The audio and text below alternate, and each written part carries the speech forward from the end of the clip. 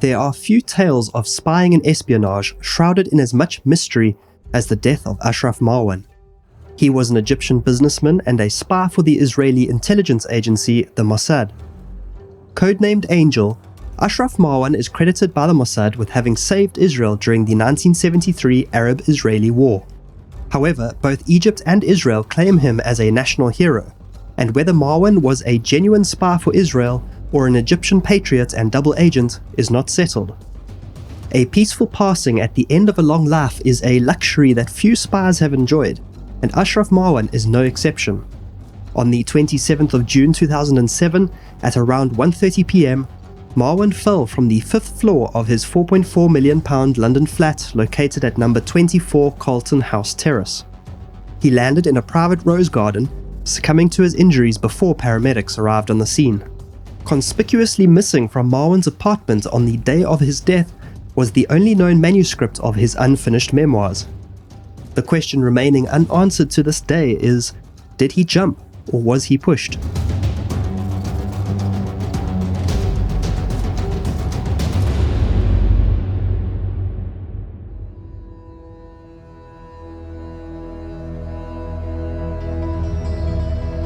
Born in Egypt in 1944, Ashraf Marwan came from good Egyptian stock.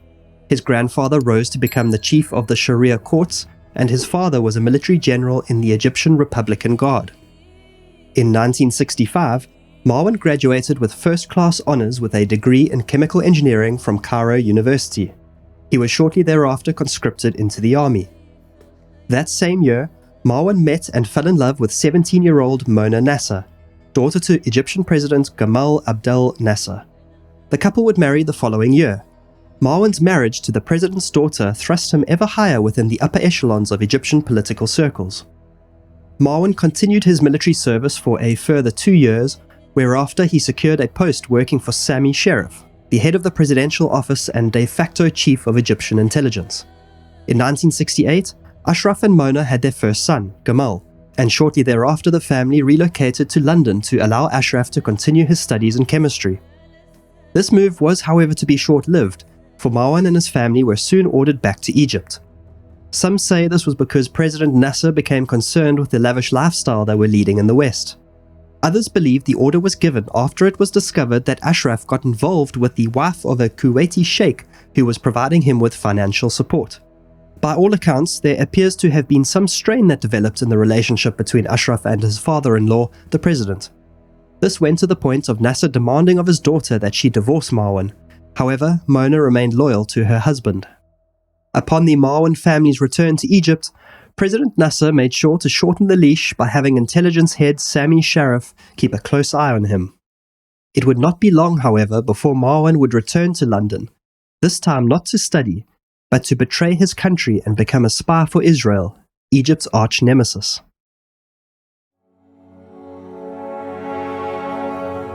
Accounts conflict on how Marwan first made his approach to Israeli intelligence.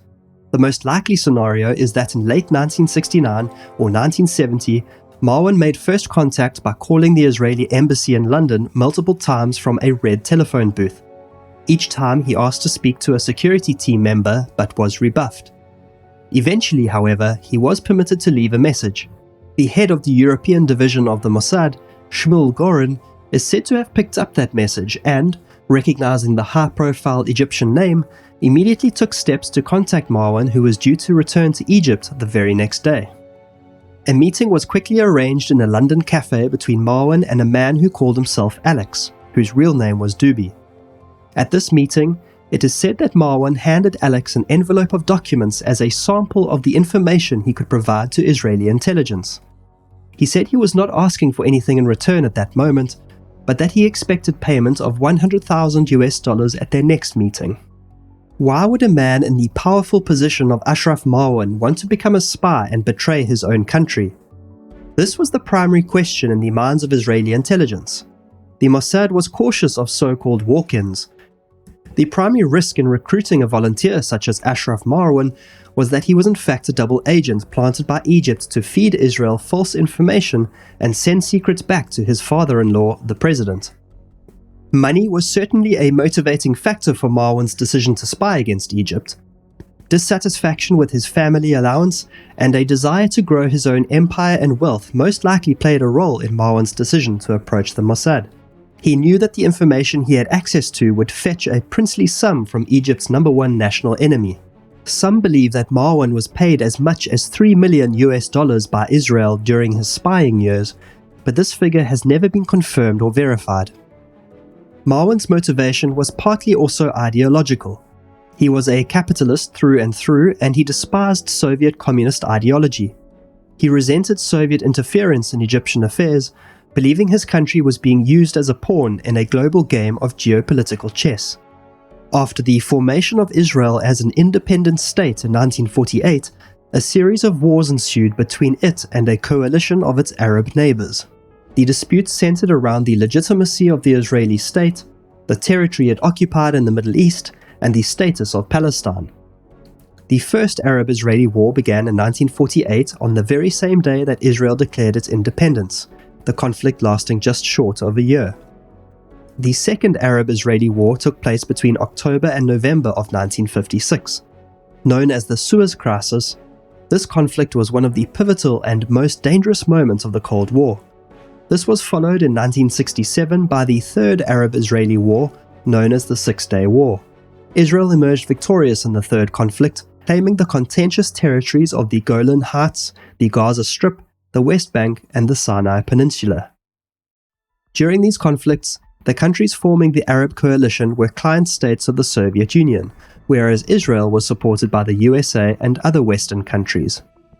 Intelligence officers involved in running the Angel operation have said that it was Egypt's defeat in the Six-Day War and its loss of the Sinai Peninsula that was the decisive factor in Marwan choosing to become a spy.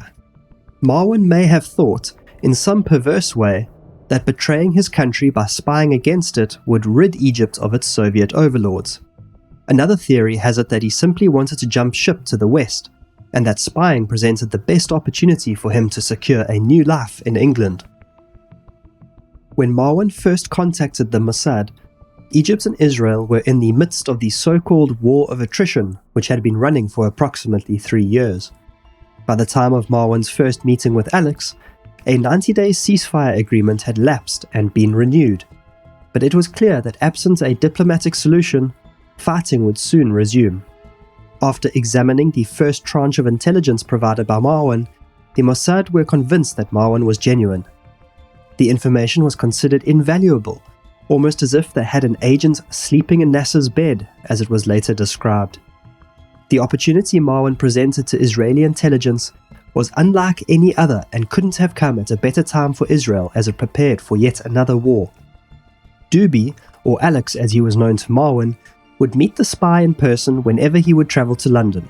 Marwan was not technologically inclined and so refused to use any methods of wireless transmission to send his intelligence. He had to be reined in at times for failing to take due precautions when meeting with the Mossad.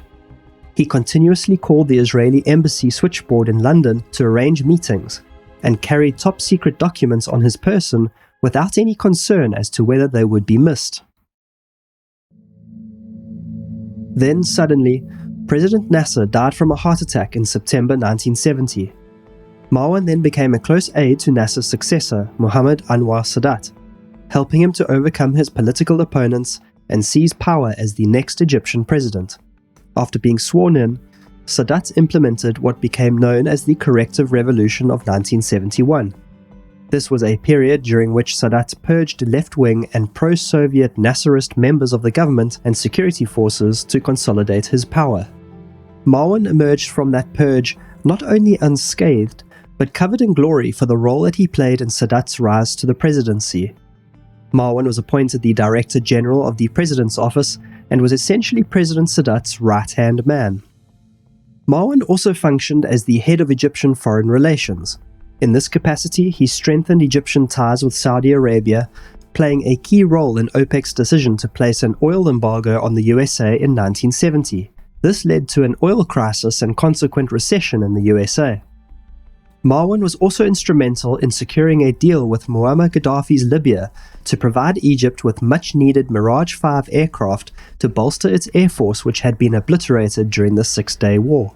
Marwan's position gave him near unfettered access to the most top-secret Egyptian military and political intelligence, in particular, concerning Egyptian designs on retaking the territory it lost during the Six-Day War. The information that Marwan passed on to the Mossad included Egypt's full plans for the impending war, details of military exercises, its order of battle, and documents relating to Egypt's arms deals with the Soviet Union. Not only this, but Ashraf Marwan also provided key intelligence in the form of the minutes of meetings of Egyptian High Command and accounts of President Sadat's private conversations with world leaders. Most notable among these were the discussions Sadat had with Soviet leader Leonid Brezhnev during a summit in Moscow in which Egypt was seeking to purchase deterrent weapons from the Soviet Union. The reason this information was so crucial to Israel's war preparations was because Israel's standing army was much smaller than their Arab counterparts.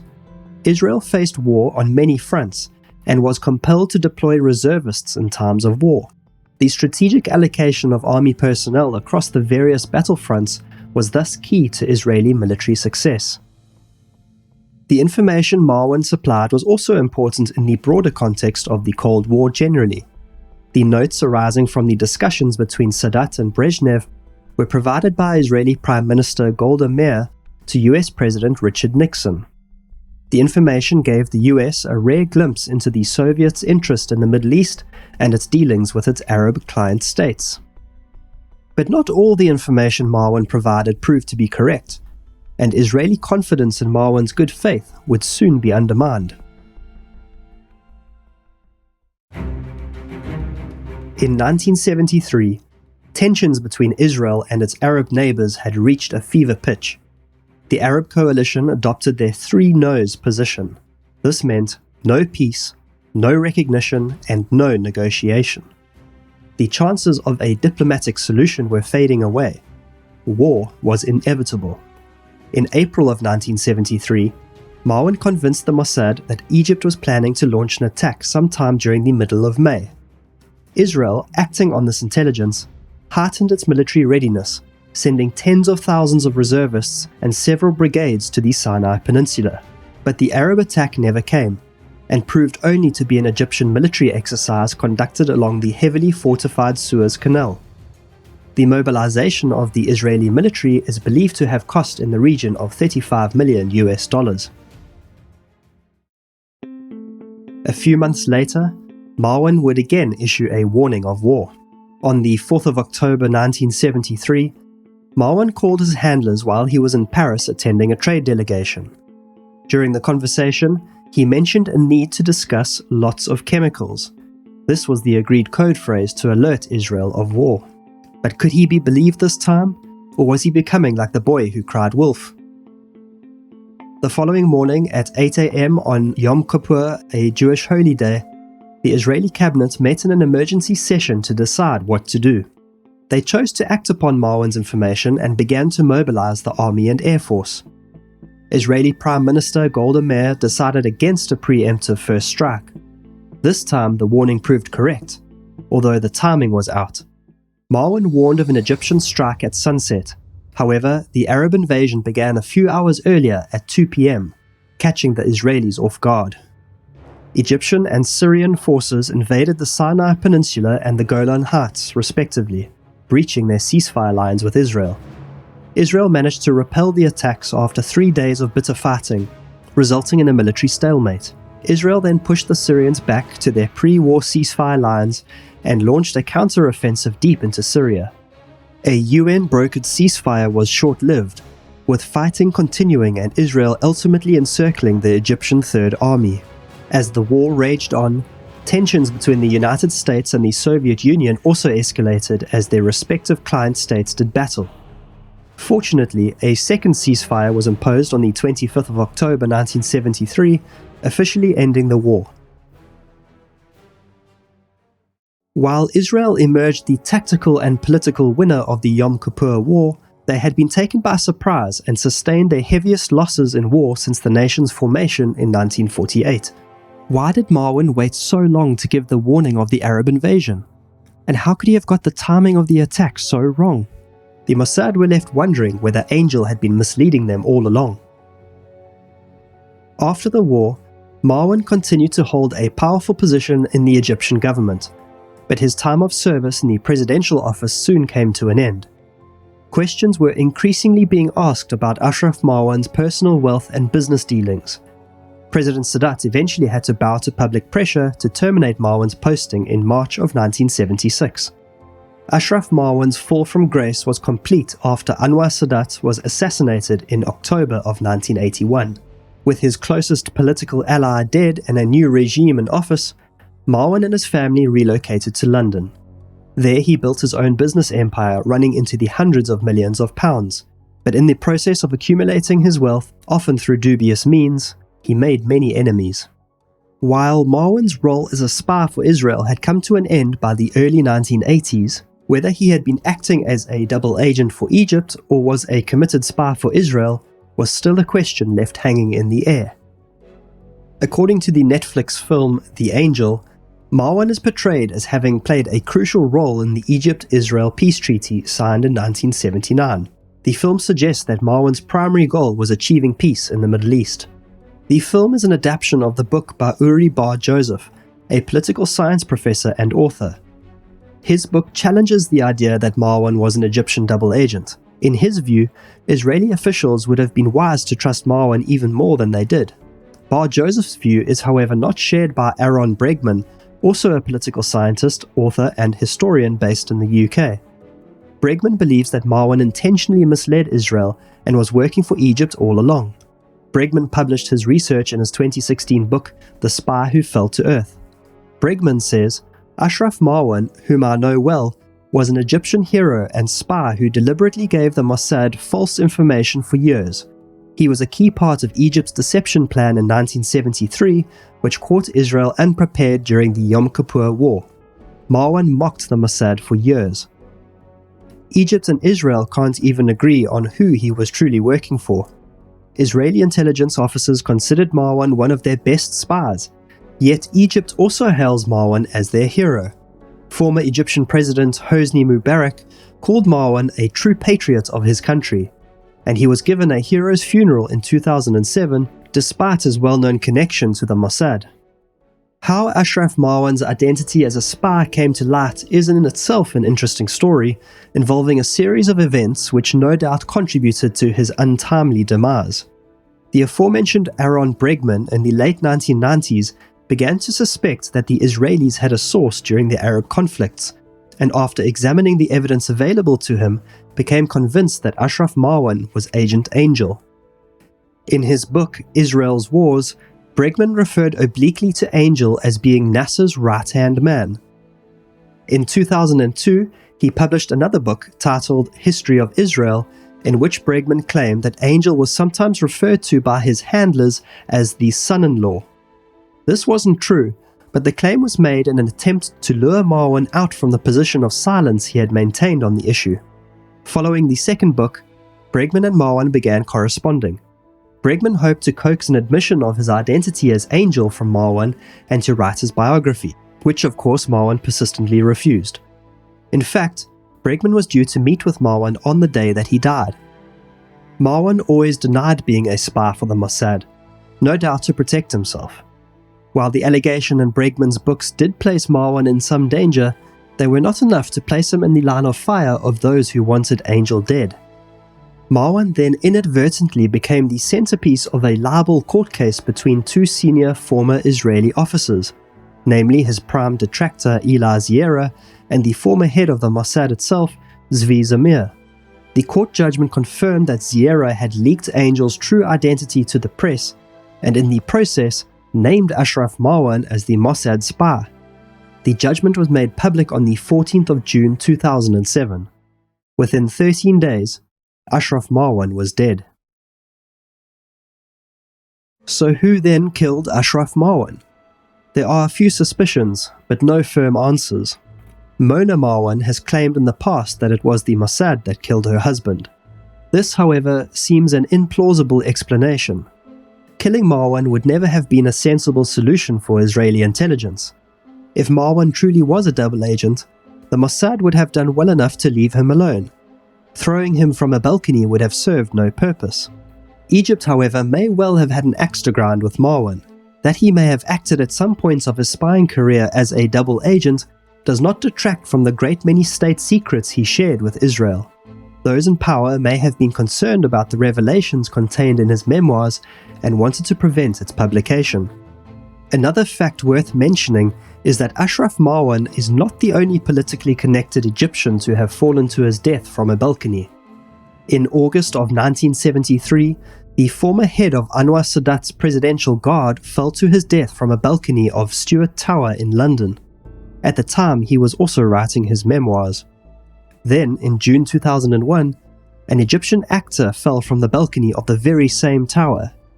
She too had plans to write her memoirs. Twice may be a coincidence, but 3 times is probably a pattern. An inquest into Marwan's death conducted in 2010 shed little light on what happened on the balcony that day. Although antidepressants were found in his system, and he had reported to his doctor that he was under considerable stress in the lead up to his death, the possibility that Marwan took his own life was about the only thing ruled out. Marwan had a full schedule ahead of him, including planned holidays with his family and business meetings. According to Mona Marwan, Ashraf had become ultra-security conscious and somewhat paranoid in the weeks leading up to his death. In the last conversation that Ashraf had with his wife, he told Mona that he thought that he might be killed, saying that he had a lot of enemies. Marwan's fall from the balcony was witnessed by 4 men employed by one of his companies from an adjacent building. While the witnesses said that they saw Marwan climbing over the balcony railing and then falling to his death, they didn't see whether there was anybody else on the balcony with him at the time. Another witness to Marwan's death told of seeing 2 men of Mediterranean appearance peering over the balcony at Marwan's body below. Criticism was leveled against the British police during the investigation after the shoes Marwan was wearing when he died went missing. To climb over the balcony himself, Marwan would have had to have stepped into a pot plant. Whether or not soil from that pot plant was present on his shoes would have been a key piece of evidence. Unfortunately, all information relating to Marwan's life and death remains subject to Freedom of Information exemptions preventing their public disclosure. Until such time as a full accounting of the life and times of Ashraf Marwan is made public, we will likely never know who it was that pulled the strings of his murder. While the question of whether Marwan was a double agent may also never be answered, the intelligence Marwan provided to the Mossad was so destructive of Egyptian interests that it is hard to believe his loyalties truly lay with the nation of his birth. Here's to hoping that one day there's an opportunity for a follow-up video to bring closure to the story of the spy codenamed Angel.